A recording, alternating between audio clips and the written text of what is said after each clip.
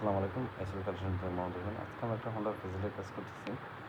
দেখতে পাচ্ছেন এটা P2602 electric engine current pump. এটা হলাম গাড়ির পুরোনো পাম্প, এটাকে আমরা চেঞ্জ করব। এটা খারাপ। এটা 1 নম্বর রোটার সুইচ করছে, রোটার সুইচ করার কারণে সার্কিটটা জ্বলে গেছে। এটাতে আমরা নতুন ওয়াটার পাম্প ইউজ করবো। জেনুইন দেখতে পাচ্ছেন ইঞ্জিন থেকে খোলা।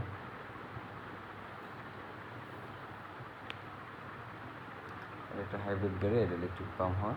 এটা হলাম হন্ডার ইলেকট্রিক ওয়াটার পাম্প, যেটা ইঞ্জিন কারেন্ট ওয়াটার পাম্প। এটার ভিতরে এটাকে আমরা ইনস্টল করবো ইনশাল্লাহ। তারপরে দেখাবো স্ক্যানারে সিস্টেম নর্মাল হয় কিনা।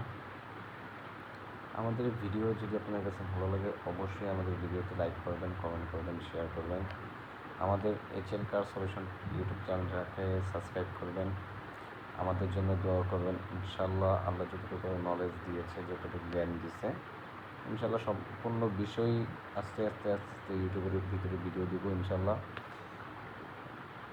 আমাদের জন্য দোয়া করবেন। দেখতে থাকুন।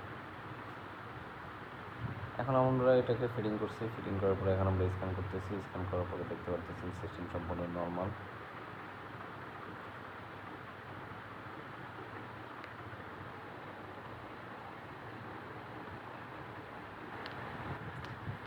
দেখতে পাচ্ছেন গাড়ি হেডজেবুট চলতেছে।